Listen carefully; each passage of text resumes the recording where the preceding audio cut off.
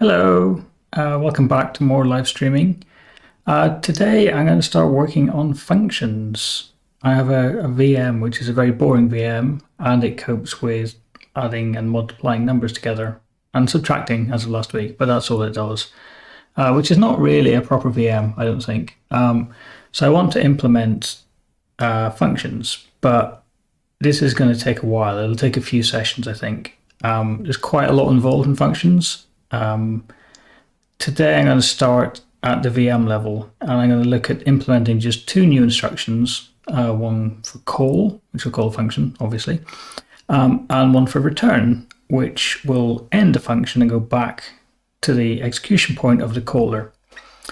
And the most interesting thing I think about this is going to be managing the stack.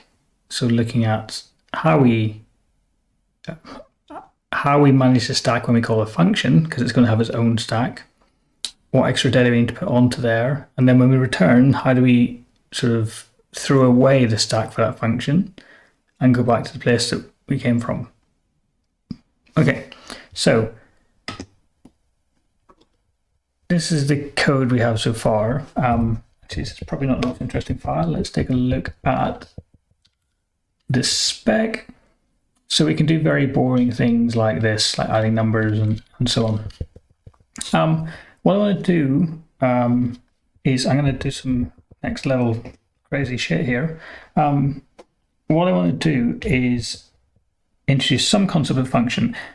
It's going to be more complicated than this, but for now, I might say something like f equals 1 plus 2. And this is kind of a boring function. It doesn't take any arguments. And it's a single expression. So it's going to evaluate 1 plus 2 and return that. And then after I've declared my function, I can write a little program. So I can say something like 2 times 3 plus f. And f will be my call site for that function. Again, that's probably not what this syntax will look like in the end, but it will do for now. I'm not going to worry about the parsing side of this. I'm not going to worry about parameters this week, although we'll come back to that in future. But what I'm going to think about is what does the compiled version of this code look like, and then what does the stack version of this code look like? So we think about the compiled version of the code, it's really a series of bytes, either the opcodes or the operands are passed into them. So to do this in code, what we end up with is a series of bytes here, and the first one would just be pushing the value 2 onto there. In fact, it's 2 bytes, isn't it, the way this works? So it's actually, it'll be push, then the value 2, then push, and then the value 3. Then we have this plus f, so it's actually going to be call to call the function f. Then it's going to be some value. I'm going to come back and fill it in, but that's going to be the address in the program that we're going to jump to when we call. And then this can continue. So after we've called, then we're going to have plus to our next instruction. Then I'm going to have hold. So this is the end of my program. So my program is going to go 2 times 3. Oh, I forgot the multiplication. That's really annoying. I'm going to try and squeeze it in here. Oops. So we're going to push 2 and 3, then we're going to multiply them together. Sorry. Then we're going to call, and then I'm going to have my unknown question mark. Okay. So yeah, we're going to push 2 and 3, we're going to multiply them together, an asterisk. Then we're going to call some address, I don't know yet. And then we're going to say plus. Then we're going to halt because it's the end of our program. And then after that, I'm going to insert the definition of the function. So the function is going to be push 1, then push 2, and then just squeeze it in, get a plus in the end. Okay, so now I can look at the addresses of these things. So we got 0, 1, 2, 3, 4, 5, 6, 7, 8, takes us up to hold. Then our function starts at 9, and then 10, 11, and 12, and 13, but we don't really care about anything after 9. So I now know that the value of this is going to be 9. Now normally, when I'm generating the code, the compiler is going to have to work this out. So it's going to have to, I think, probably do 2 passes. One pass where it's going to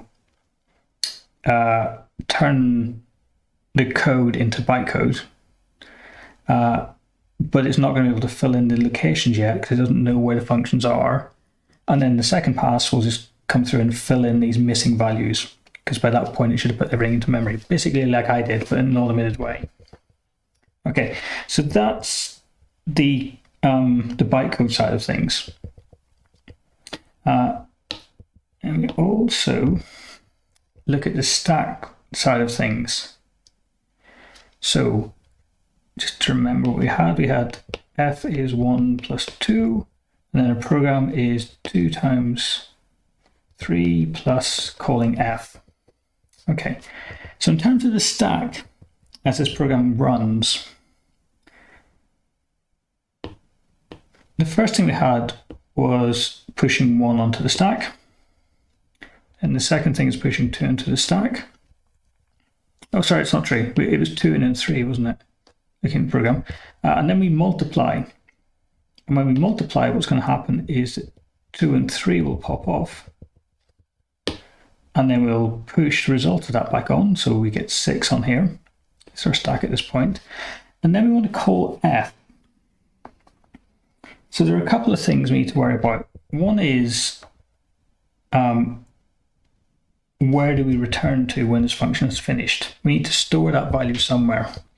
And I'm going to store it in the stack. I'm actually going to store it as the next value in the stack. I'm just going to push it on. So if I just bring this layer back up for a second, we can see that when we call the function, this point, whoops,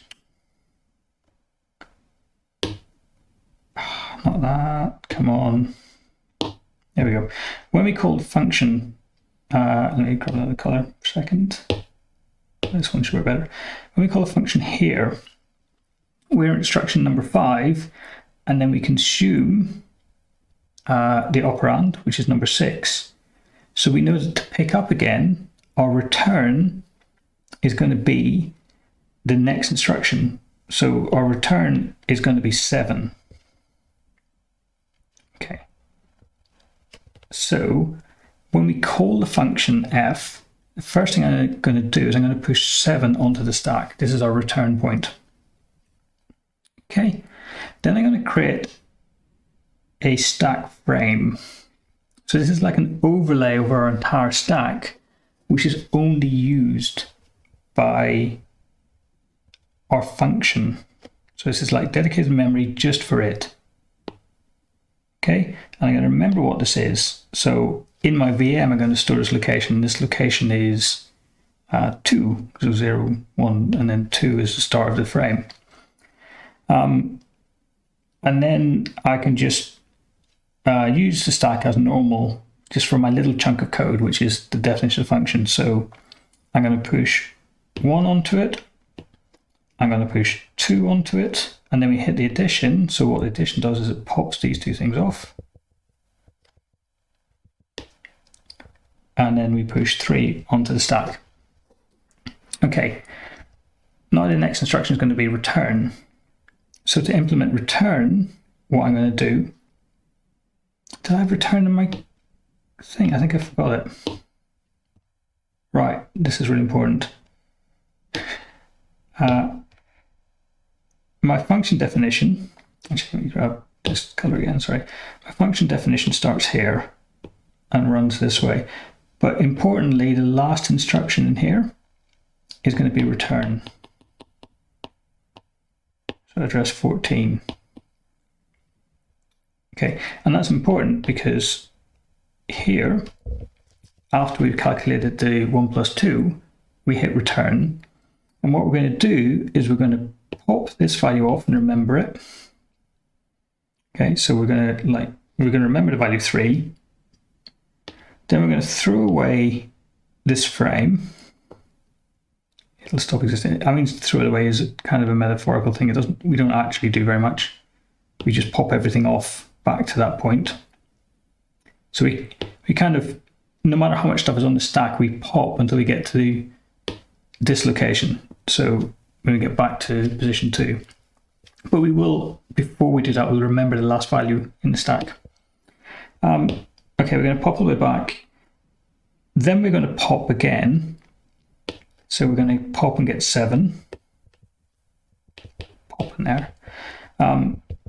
So we know our next instruction is 7. So then in our input program, we're going to jump to location 7 and then start processing again.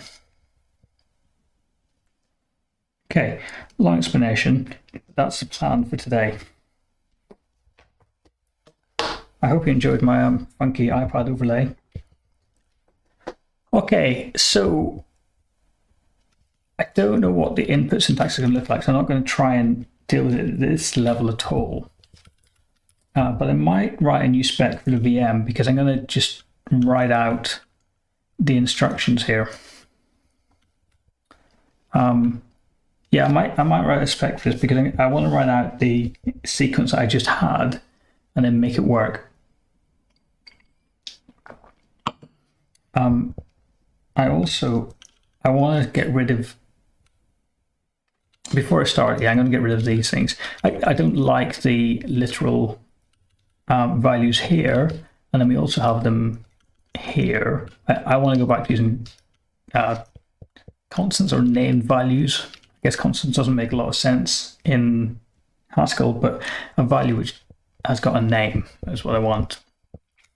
So I could say something like, it can't have capital letters, so I could say halt.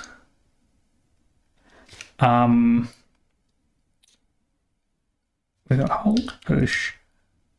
Next one is add, subtract, and multiply. Oops, multiply. Can I give them all a type? And I can say these are of type instruction.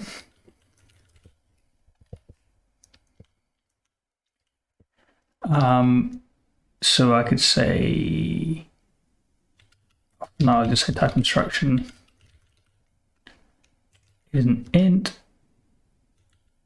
Is it an int? No, it's not an int, it's a word 8. And then I can just define them, so I can say, whoops, halt is equal to 0x00, push is equal to 0x0001, sorry. Add, I'm going to set as 0x02. Subtract, I'm going to renumber so that it comes after add for some reason. This feels neater to me. Multiply is 0x04. 0x, I need to insert 04. Okay.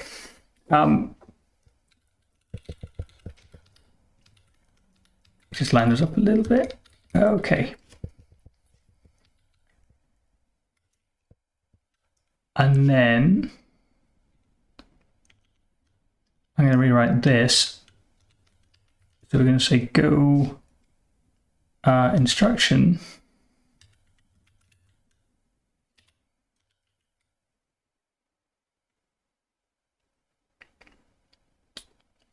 Is that right? Just looking at what I need to pass in here.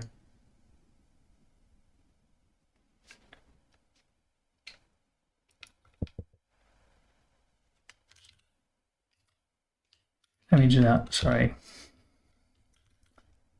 That equals that. What I'm ending up with, sorry, is a function. Let's call it go. And when we call it with 0x00, it's, but I'm not going to say that again. When we call it, when we pattern match on it, that's what I want to do. This is the thing that's confusing me, I think. So we're going to say go of halt. So I need to be go instruction where I is equal to halt is equal to step halt. Can we not do that?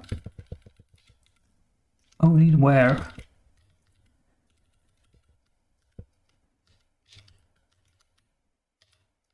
Okay, I think that works.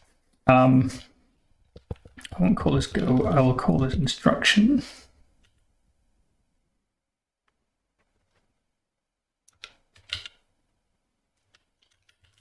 I already have something called instructions, that's a bit awkward. I'll just call it F. I don't know what else to call it. So then we can say I is equal to push is step push. It's a bit more involved than that though, isn't it? It's because it's step halt gets called with the CPU stack. They don't get called with the same arguments. I need to come back and refactor that at some point, but let's not do that now. This is step push of P CPU.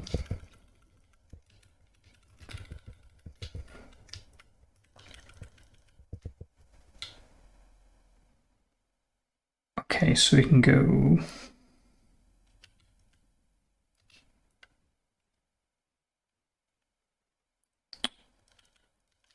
first of all, we can say equal to this point, and we can say or at this point, and we can say I equals equals.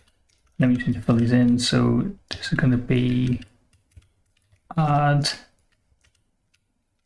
subtract, multiply.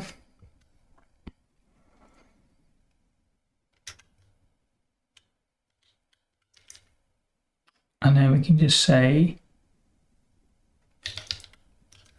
this is f of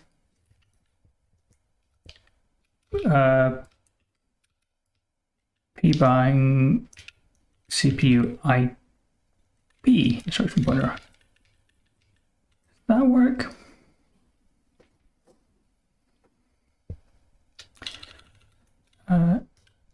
CPU IP. It kind of works. I just need to get the other thing. So otherwise,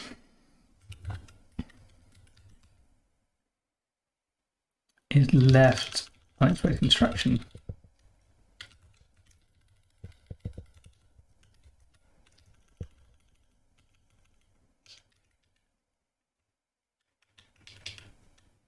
And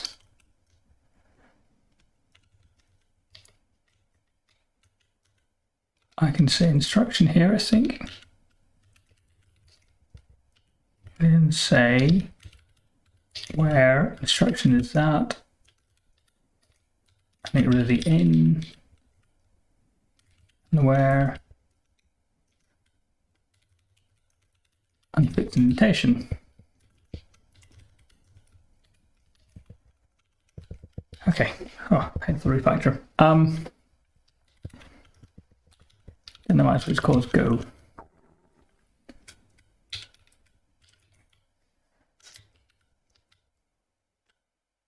And then do we need to pass instruction in, or can we just use it from the where clause?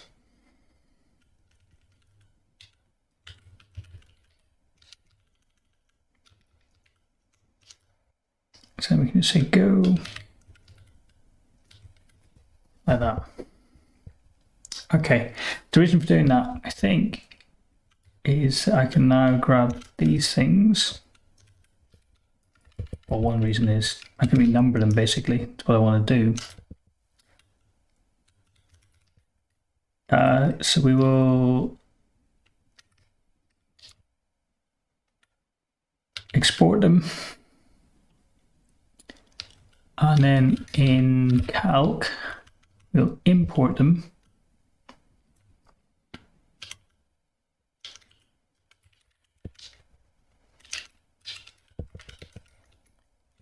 Qualified VM. That should be enough. And here we can replace this with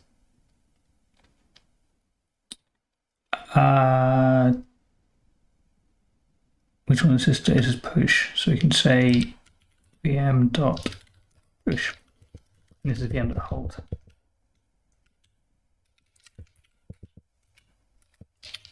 And so on.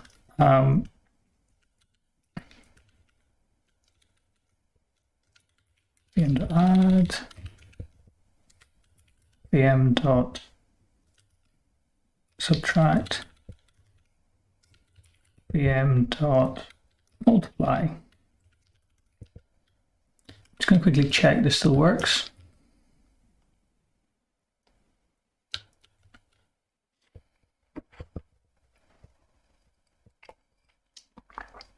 Everything passed. Okay, cool. Right. So now that I've done that background work, so I've got the distraction, I can now start to put some new commands in here. So I can say call is 0x01. So I'm going to renumber all of these, and it's going to be 3. Ooh, I actually think I want, oops, this way around. So we're going to have push, call, return.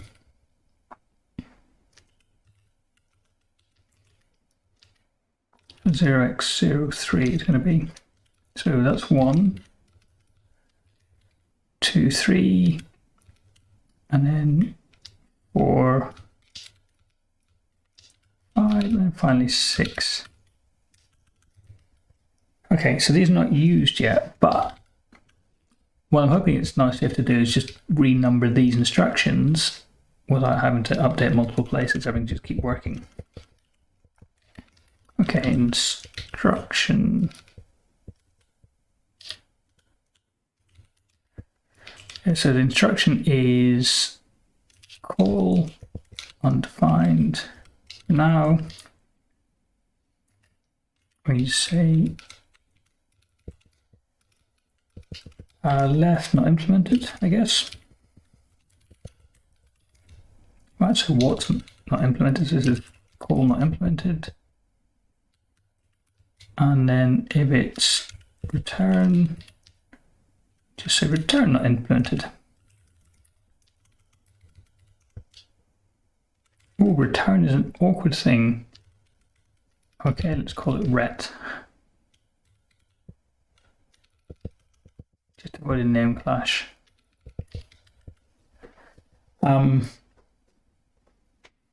Okay, so that should work okay. That shouldn't have broken anything. It's going to quickly go to the Cabal file because I want to add something new to the test. So we're going to add VM spec. Just go to calc spec. Just want to grab this stuff. I'm going to create a new thing called VM spec. Oops. Spec HS. Paste that stuff in there. Click that button. Okay. So we're not going to import calc. We're going to import qualified VM.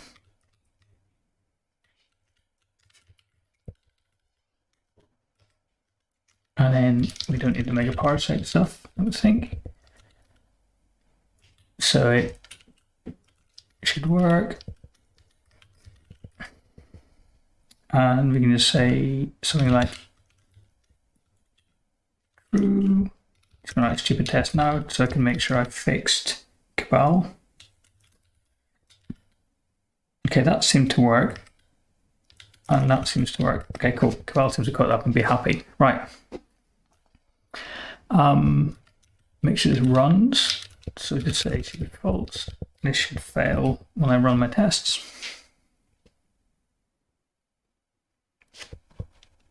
Okay, and we got expect false, got true. Okay. So it should, no, it should, what I'm going to say here, it calls a function.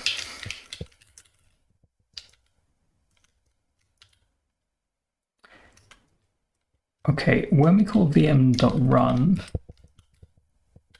it's going to return a string. Interesting. It takes a program, and the program is a vector of word 8, and it returns a string. So we can say something like let program equal, and then we should be able to say vector dot from list. Yep.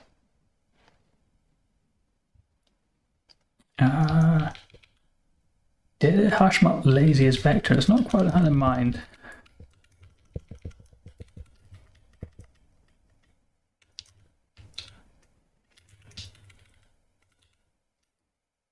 Let's give it a list and see if we can work it out. So the instructions we had in here were vm.push and then just a value to. All right, yeah. And then vm.push and then the value is 3 and then mult. That'll work out for me. I have to keep typing VM.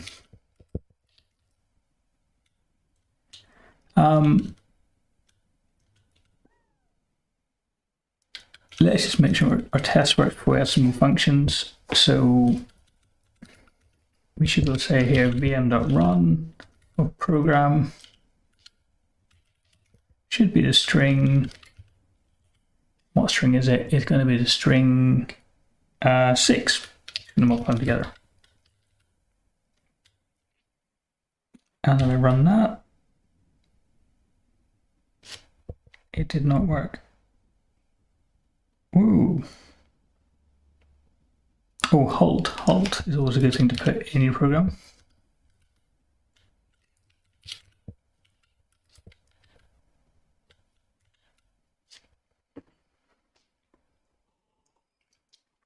Okay, test suite passed.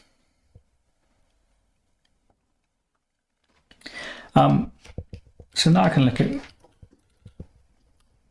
I might keep this test actually as a sanity check, so it multiplies numbers. Got another test though, so it calls functions.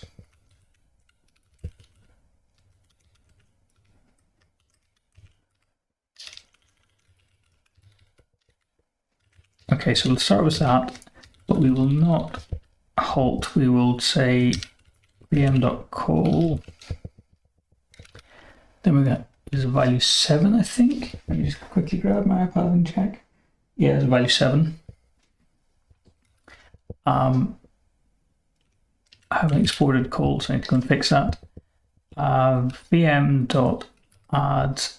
and vm.halt.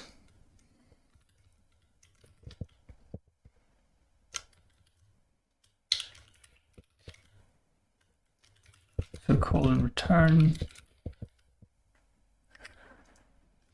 Okay, that's part 1. And then we have after halt, then we have push and the value 1, push and then the value 2, and then add, and then return. I can't do that. Must be over multiple lines.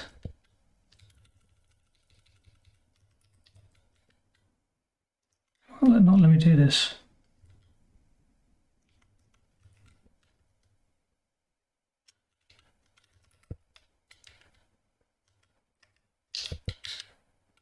Oh, because it's let, that's why. Okay. Right, it's a bit long, but that's our program. Okay, and this should no longer be 3, it should be the value 9. So it should be multiplication 4, so we get 6, and then it should call the function, and the function should add 1 and 2 together to get another 3, and then it should be 9. So this should not work. We should get an error. It should be left something. It just says, does it say? Yeah, it says call not implemented. Okay, so as soon as we hit this instruction, it stops working. I think that's good. So now we can implement call.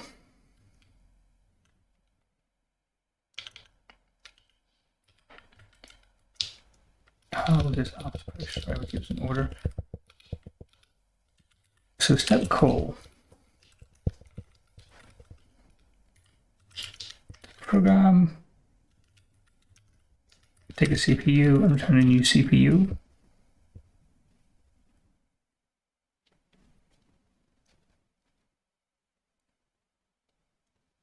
Why did that need a program? Oh, it needs a program to get the next value out. Okay, so for us, what's going to happen here? We have a program, we have a CPU. And what do we want to do here? A couple of things we want to do. So we want to get the call address from the program. We want to push the return address onto the stack. We want to set the frame pointer, which we don't have yet, or the call stack, call frame. Let's call it the call stack to current address. Then we want to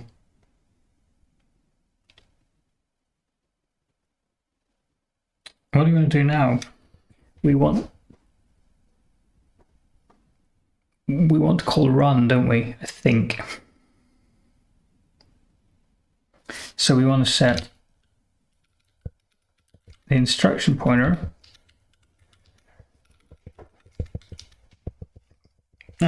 to the call address. And then we're going to call run. Or we're going to call step, I guess, the thing we had before. So this, does this loop over them?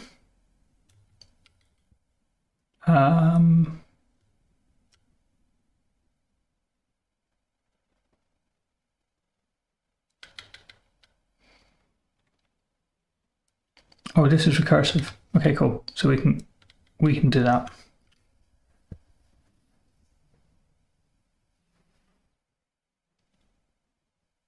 So when this is finished,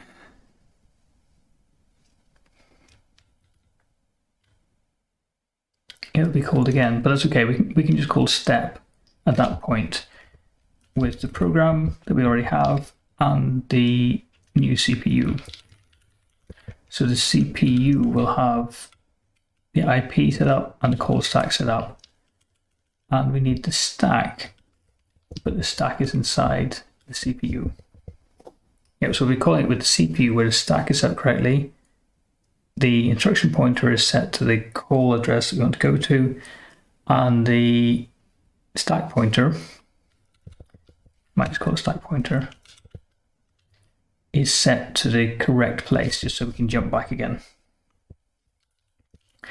And then for step return, I'm going to take program CPU. It might not need the program, actually. Let's find out.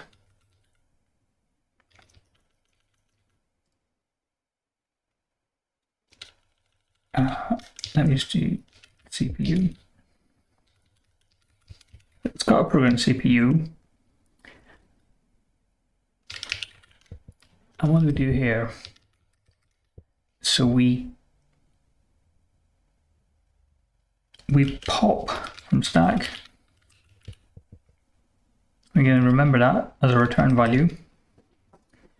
then we unwind the stack, or we pop back to stack pointer.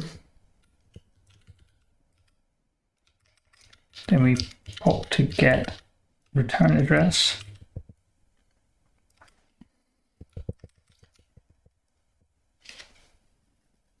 And then what do we do?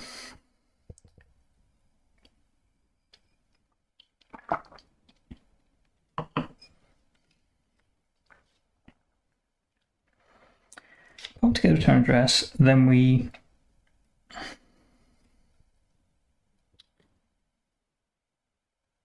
have the stack in the correct state at this point because we'll have popped everything off. We will have a return value, so we push the return value.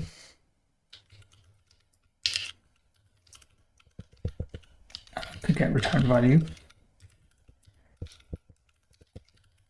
Okay, so now the return value is available.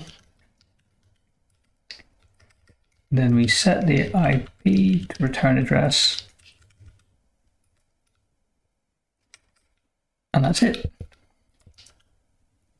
We return from that. The IP should be set up in the correct place. And the program should then continue. That's my thinking. Okay. Let's implement those and see what happens.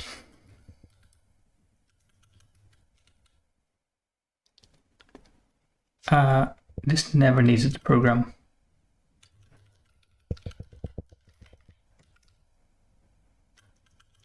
So for call, we need to say step P of step call. We find this as P in the current CPU. This step P is feeling like a fold. Step ret of the CPU. Okay. Right. So get the call address from the program.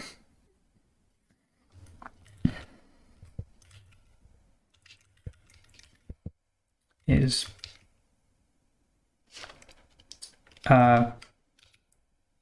pbuying CPU IP +1. Okay, so that's our call address.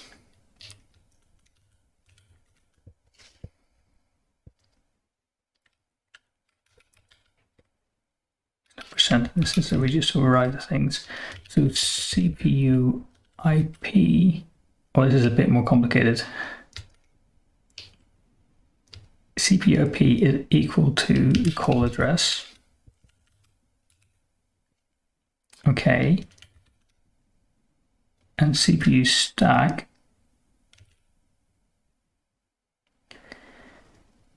is U stack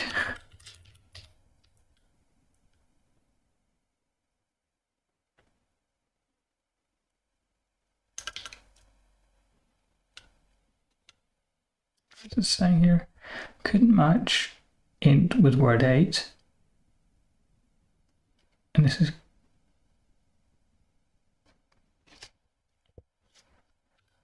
oh, I haven't destructured it, that's what's going on.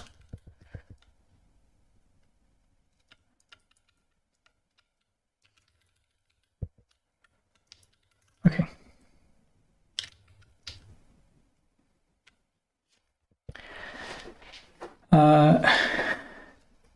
So we need to turn this back into an integer.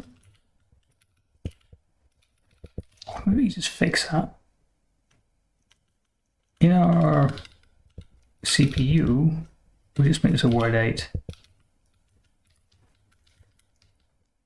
So we're limiting ourselves to 255 instructions.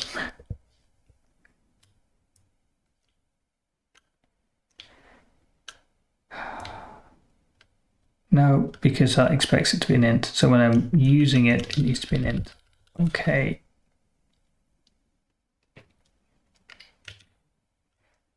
I'll turn this back into an int. I'll just write it from integral later on. So this will be from integral to that. Okay, new stack is the CPU stack we got, but we're going to put return address on the front of it. No, it's not return, it is return address. Yes, we're going to put return address onto there. And return address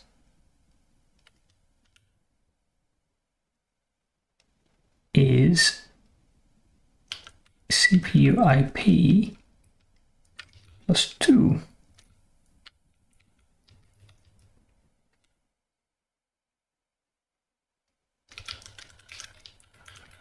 So the current instruction, CPU IP plus 0, is the call instruction. Then CPU IP plus 1 is the operand, the address that we're going to jump to.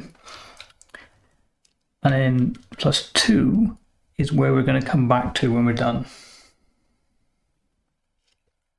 Okay, it's most of it except the call stack. So I'm going to add a new instruction, a new register it would normally be, but a new I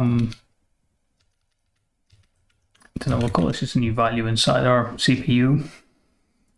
I'm going to call it SP for stack pointer.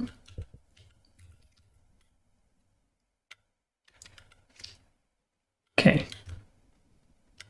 So initially, CPU SP is equal to 0. Did it the wrong way around.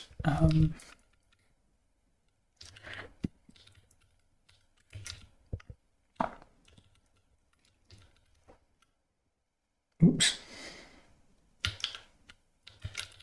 Okay. So now the stack pointer needs to be where the current stack ends.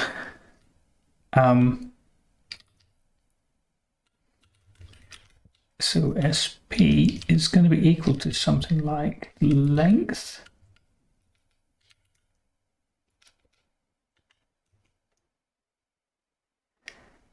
Oh, how's this going to work?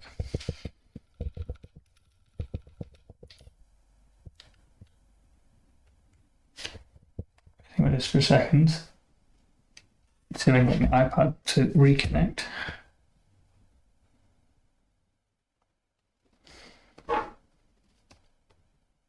It's going to do it. Come on. Okay.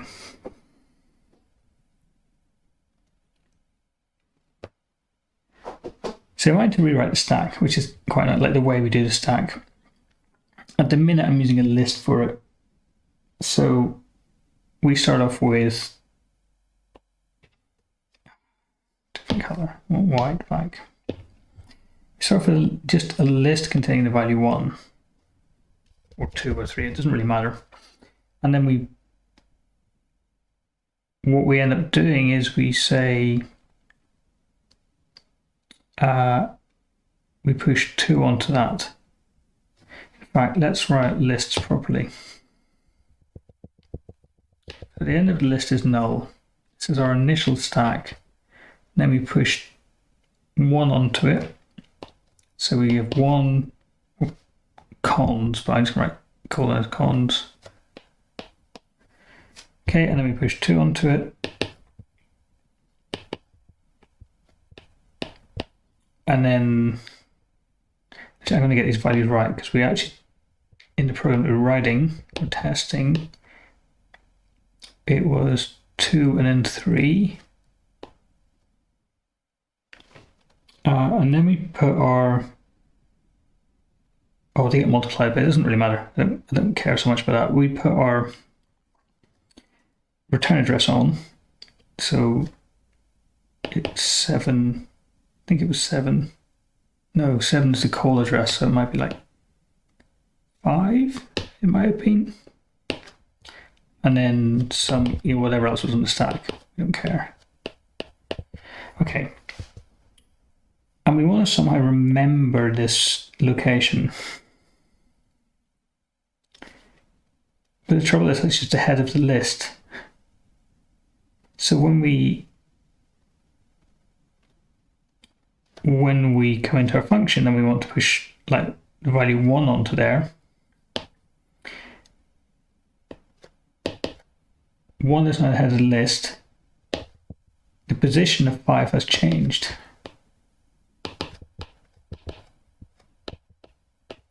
So if we remembered the head of the list, like index 0, then we're in trouble. So I don't think that this approach is going to work, and I might have to change this to a sequence or something like that so we can index it better. I don't think we can use a vector for this, even though it's quick to index, so we're constantly modifying it, so I think it'd be very slow or inefficient or difficult to work with.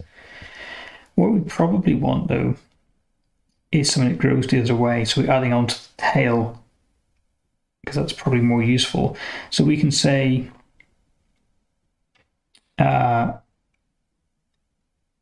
we start off with an empty list, and then we add onto the tail of the list, we're going to add what was in this case, it was 2, and then we add onto the tail of the list 3, so we go in this way now,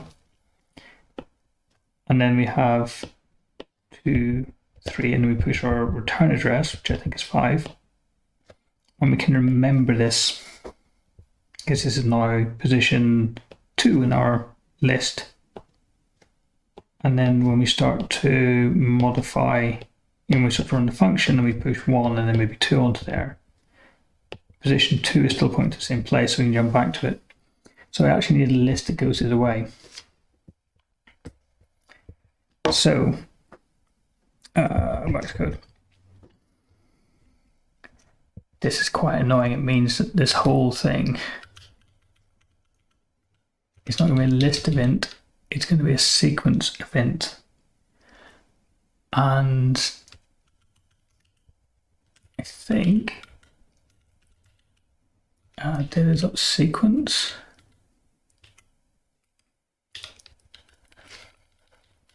I think we can then say this is a type sequence of int. Is that right? Sequence of int. I mean, how it works. Okay, and then here when we say, is it empty? Sequence of empty? No. Oh, it's not qualified. It could refer to either prelude or data sequence empty. Okay, let's import it with a name. So we'll just import the constructor unqualified, and we can say data.sequence as S.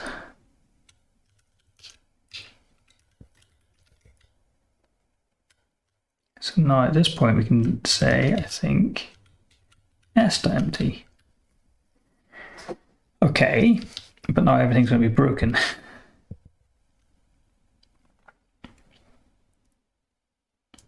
So halt is not going to take a list of integers, it's going to take a sequence of integers.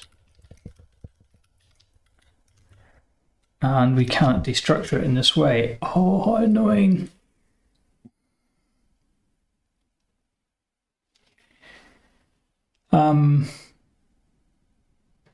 Does this matter?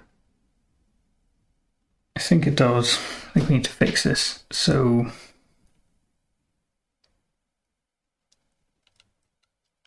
how do we pattern match against a sequence?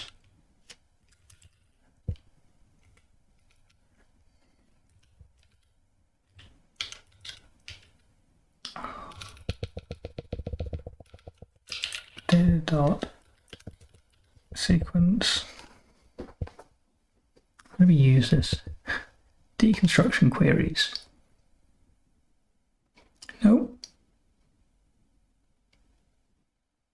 set the empty sequence under length. That's not really super useful. No,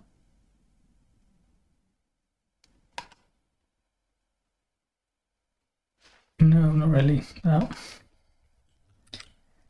Well, there are two things here. So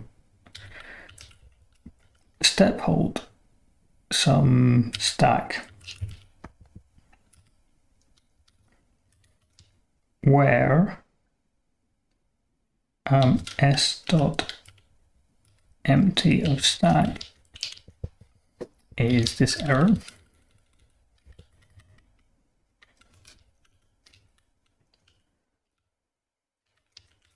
Otherwise, we have something, and we want to go right of s.tail.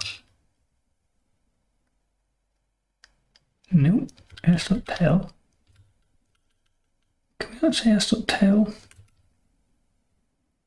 It's not saved, so maybe you can't.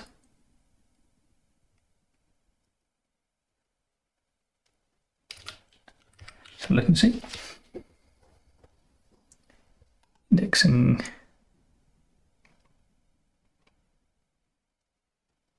Take Robinson, blah blah blah.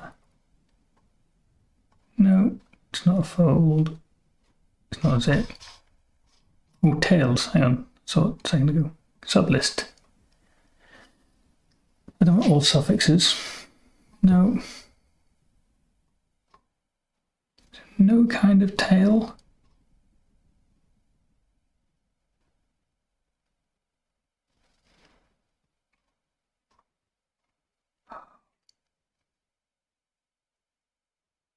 Front and the rear. It adds an element. That's not quite what I want to do. Viewer. Analyze the right end of a sequence.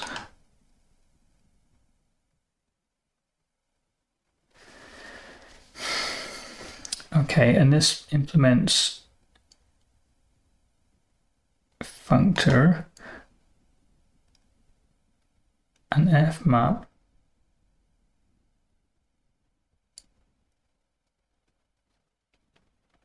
No, it's not fmap I want.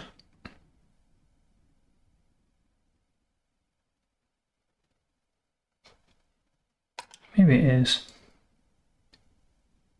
No, it's still a viewer. If you map it, that's what I want. Sorry, I want to get something out of it. Analyze the right end of a sequence. I don't really want to analyze it. I just want to know what it is.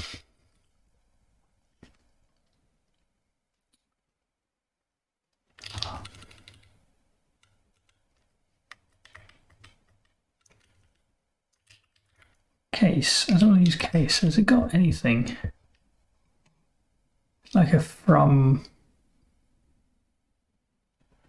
viewer? No. I'm going to treat it like a maybe, essentially.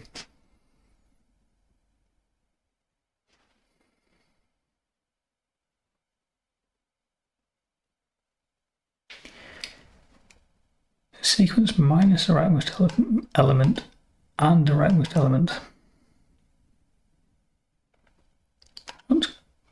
What's the colon greater than?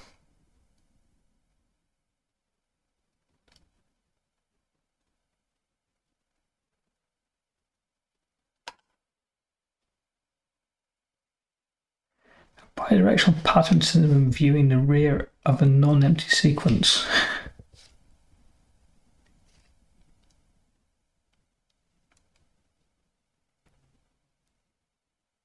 How do you use this? So sequence A and an A and another sequence.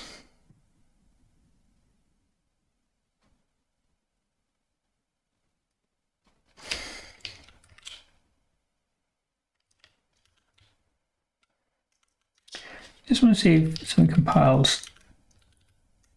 So if we did step hold, speed that up a second. If we did step hold with s dot empty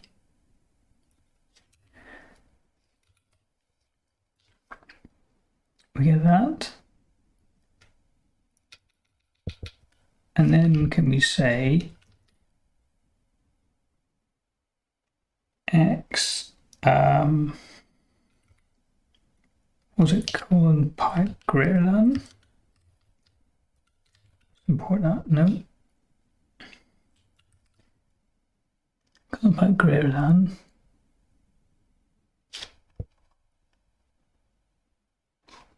I'd like to see an example of that.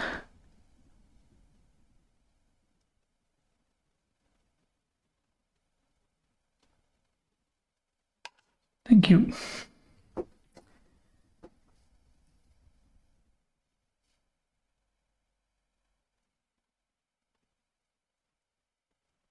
X is colon pipe.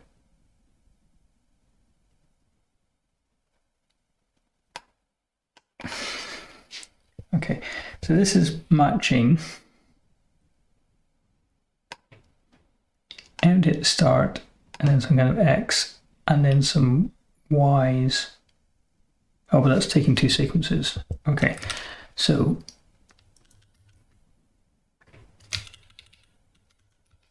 we don't care what comes before it, but we can then say X and add that. Okay. So then can we get rid of that and drop that in there, and we could replace it with an underscore. It's the same thing, but actually SMT is quite clear, I think. Okay, now for these ones, we're adding it onto, we want to flip it, so we're adding the integral onto the end of the list. Okay, back up here. So that's accessing it, but this is add an element. So we take the CPU stack first, and then we add an element onto the end, and it was from integral B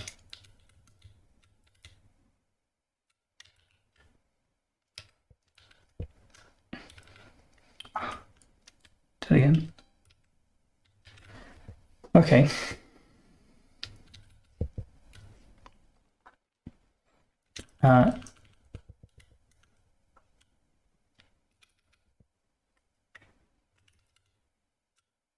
This is going to be CPU stack. Not that one, not that one, not that one. That one. Okay. Right. Now what do we say? We say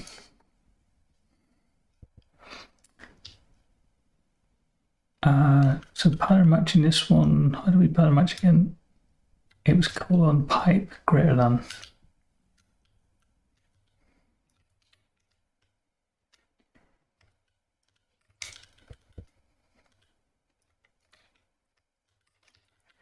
Okay. And the same thing here, I guess. And probably the same thing down here. Yep.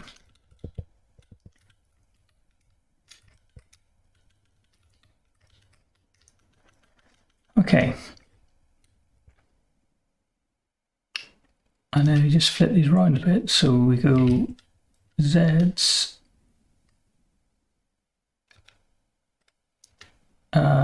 Z's, no.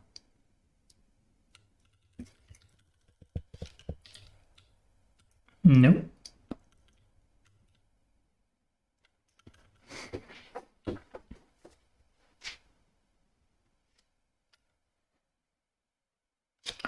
Hang on, so this is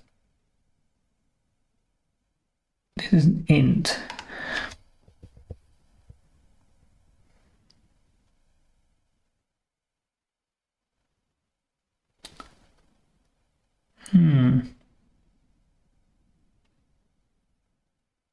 Because I really want it to match X's and then Y's and everything else is.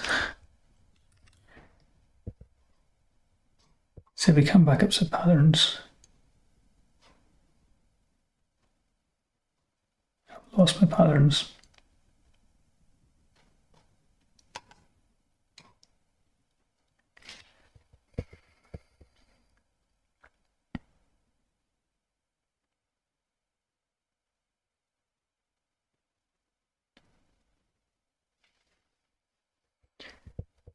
So what's this saying? This is saying all the X's and then the thing and another thing. So Z is going to match to the end. So I think I want to flip these around. We're going to match a single element at the start. So what was the pattern for that? Colon less than pi. Okay. Oh, you're building arrows out of these things. That's why you look at that.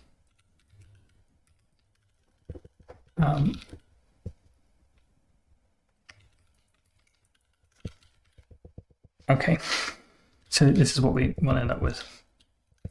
So this is wrong again. It should be that.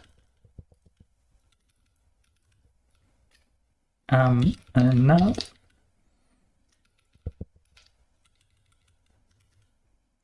So then it should be Z's or Z's or whatever.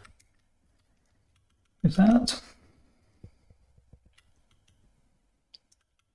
And again, here this is wrong.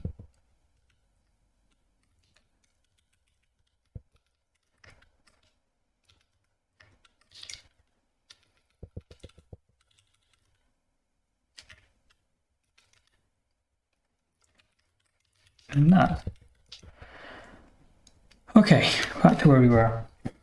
So our stack pointer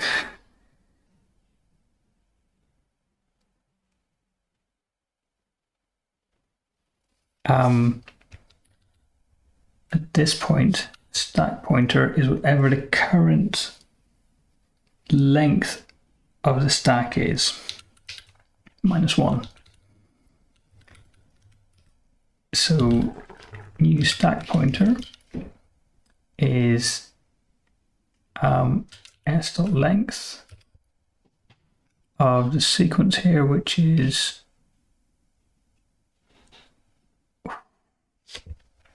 it's the length of the new stack, but it was going to be the pointer. It's -1, isn't it? Because of the stack has got 4 things in it. The index of the last thing is 3. Although it doesn't matter, as long as I calculate them in the same way, I think that's fine. So CPU stack pointer is new SP. Right, we've done everything. So we get the call address from the program. So this is the byte that follows the current instruction pointer. Get the call address, and then we set the instruction pointer to the call address. We push return address onto the stack. So return address is the instructions forward from here.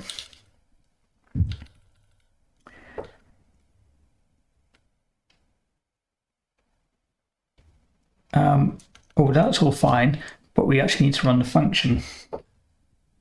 No, that's okay. The function can run at this point. We can just return here. We can let step do the recursive thing because we've told the CPU to be pointing at the right address to continue. So I think that's done. So to return,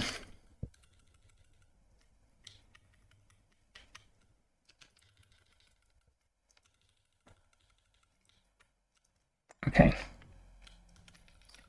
So to return, what are we going to do? So the return value is going to be popping the thing off the end of the stack. Don't know how to pop it. How do you pop off a sequence? Can you pop from a sequence?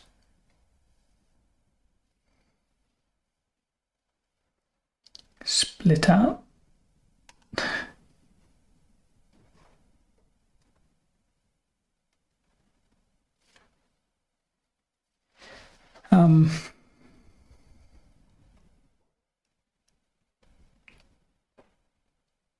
I think they've dropped the whole sequence. No, that's not what I want. First I update, adjust, index.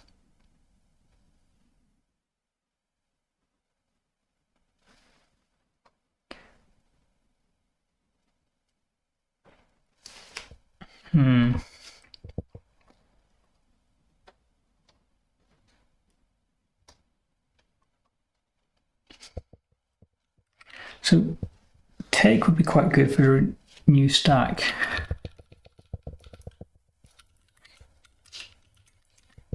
So I want to pop all the way back.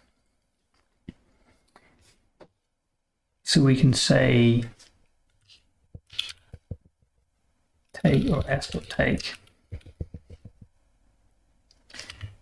Then CPU SP, CPU SP from CPU stack.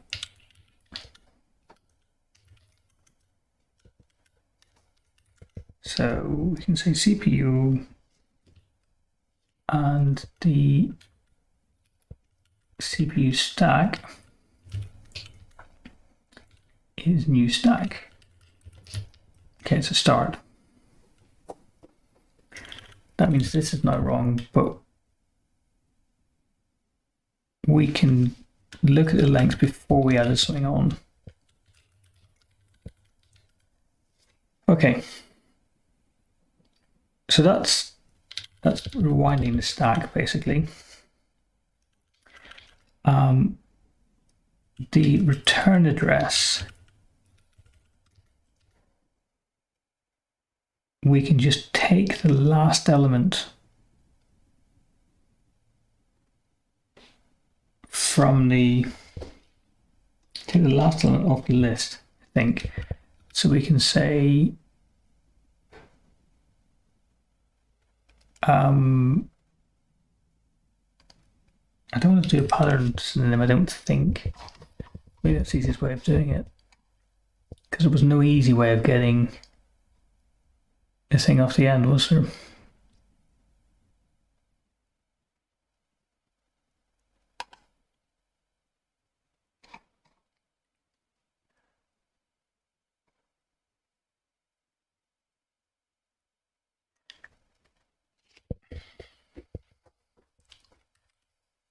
So we could say something like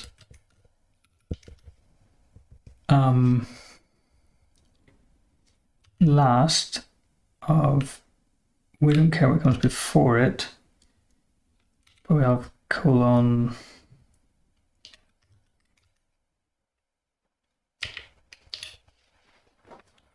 you can say that is equal to that. So it's going to be the last thing from the CPU stack, but it's not going to be the last thing. I take it back. It's actually going to, the return address is the value that's after the stack pointer, I think. So CPU stack,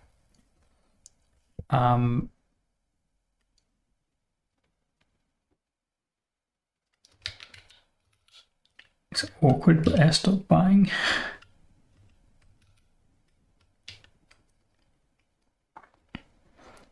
And then CPU SP. So now I do want to put this back to be new stack.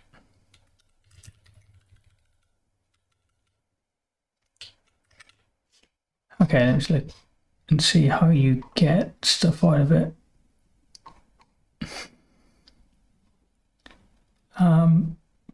Oh, it's bang bang, isn't it? Is it bang bang? Index.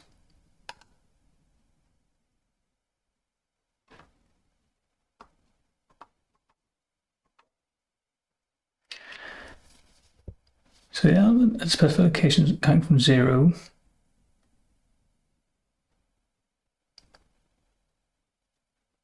Unlike indexes can be used to retrieve an element, forcing it. Don't know what that means. But a flipped infix version of lookup.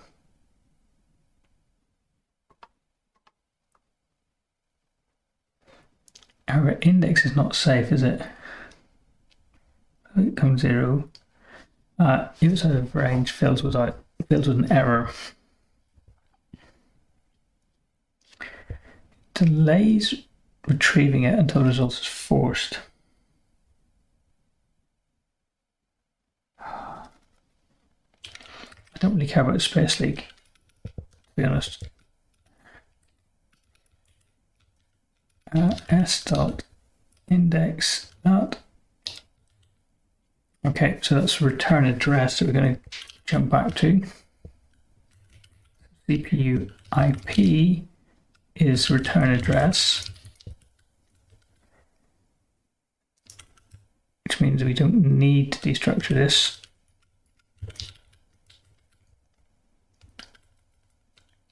So we set the IP as return address.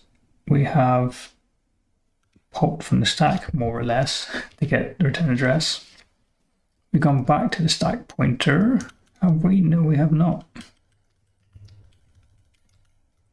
So that's going to be -1 again. And that we have not got the return value. That was the thing I needed. Right, okay. So return value.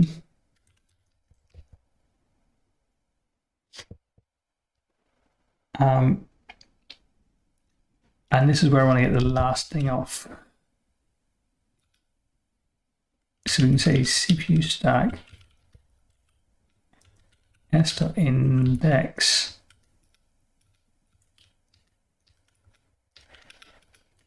and the length of the CPU stack -1. Okay, so now we do all of this stuff and then we'll put the return value onto the end of it.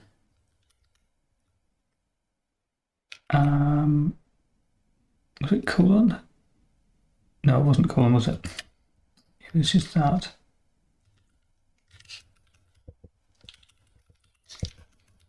Right. I don't think this is going to work first time, but we'll run it and see how much is broken.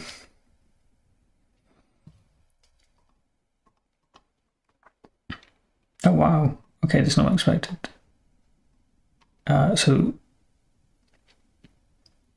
we've broken a lot of stuff.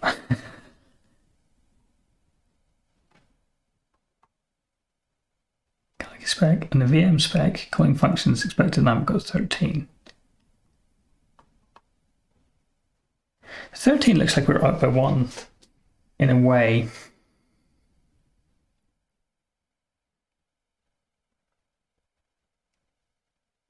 Why am I saying that? It looks like we're getting the 7 return address, and that's what we're pushing onto the stack, and then we're calling add with 6 + 7. That would give us 13 back. Interesting, we can't subtract anymore or do parentheses. Not quite sure why that is. It's unfortunate a lot of stuff's broken. I'm running over time a bit.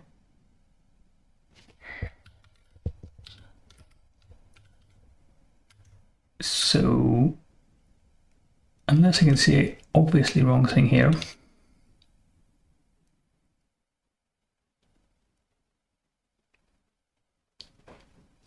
we should be calling call, and this will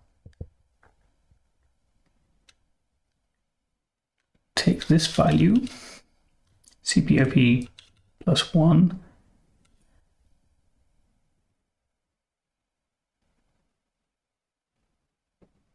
is that right? Yes, it is. So the address we're going to jump to gets stored there, and the stack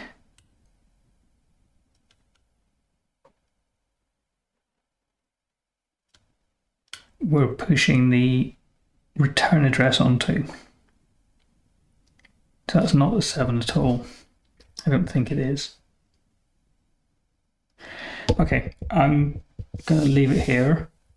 And then next week I'll come back and pick this up again, see if we can get it working.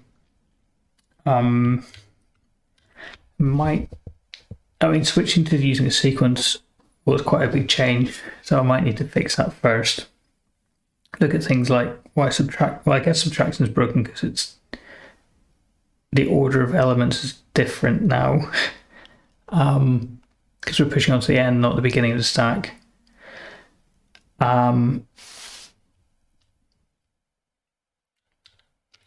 So it's probably just that. But the parentheses 1 is more difficult, I think, unless it had subtraction in it. No, so I need to look at why this is wrong. And then work out what's going on here. But I might need to look at some interim steps. Maybe try and do some debugging as well. Not debugging in terms of attaching a debugger, but getting something that will dump out the state of the CPU as it runs. So I might have some kind of debug run, which is IO string, and then it can dump out the state as it goes. So yeah, that's the plan. But I'll pick it up next week because time's getting on and it's going to take me a little while. But thanks for watching along, and hopefully see you next week. Goodbye.